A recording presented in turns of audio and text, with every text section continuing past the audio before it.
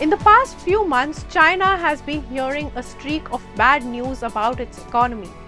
From a huge property crisis to people spending less on commodities, the Chinese economy is tumbling. American economist Adam Posen, in his book The End of China's Economic Miracle, called China's situation a case of economic long COVID. They say that when the US sneezes, the rest of the world catches a cold. But what happens when China suffers from a fever?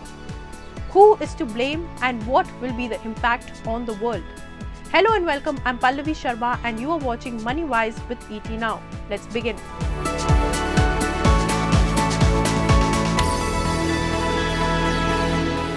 The world's second largest economy, a country home to 1.4 billion people, China is facing major issues with its economy as it's slowing down. Property crisis is adding fuel to the fire. First, let's understand China's situation. Over the last 45 years, China has transformed from one of the world's poorest, most isolated countries to the heart of global supply chain. The economic rise was built on a system of financial repression which prioritized investments and exports over domestic consumption. Hence, China's exports are more than its imports.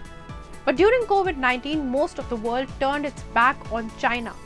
Many started to look for an alternative. Exports are primary growth engine for the country, but these exports are declining, almost 7% between the last March and August. Europe, China's biggest consumer, is in recession or maybe near a recession, so it is purchasing less. The US want China to expect updated export curbs in October as per reports. At the same time, the residential real estate crisis is in big free fall in China. Big developers are going bankrupt and housing prices are declining because purchasing power is also declining.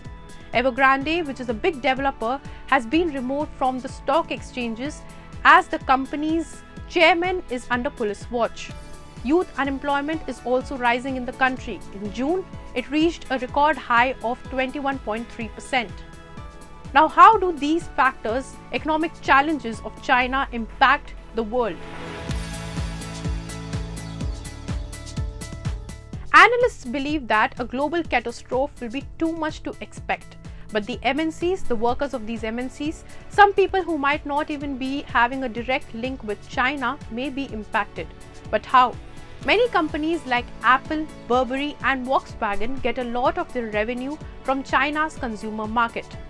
They will be hit by Chinese people not spending too much money. China is responsible for 40% of the world's growth, and any kind of slowdown will be felt beyond borders. Last month, US credit agency Fitch said that China's economic slowdown was casting a shadow over global growth prospects. The agency downgraded its forecast for the entire world in 2024.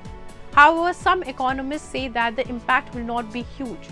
But China consuming less means China importing less raw materials and commodities. In August this year, China imported 9% less compared to the same time last year. Big exporters like Australia, Brazil, and many countries in Africa will be hit due to this, as per experts. But who is to blame for China's current situation? The president?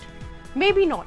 Economists say that Xi Jinping is not to be blamed for China's structural problems, but he is responsible for the government's failure to deal with them. But China's slowdown might be good news for a few people. Weak demand in China means low prices, which from a Western consumer perspective would help in curbing raising prices and businesses that are dealing with an inflation. India is also benefiting because companies shifting out of China due to restriction placed by the West are coming to India. For example, Apple. Apple is manufacturing in India. iPhone manufacturing was 95% in China and 5% in India in 2020 to 2021. Now it is 86% in China and 14% in India as per a report. Many researchers and experts say that India will grow faster than China for a while and will achieve what China achieved in less time. As per a report, India's per capita income will grow 3.5% faster than China. So while China's slowing economy and the mistakes from its past indicates that China's slay era might be ending. For more such news and views, keep watching ET Now. If you like this video, then like, share and subscribe to ET Now.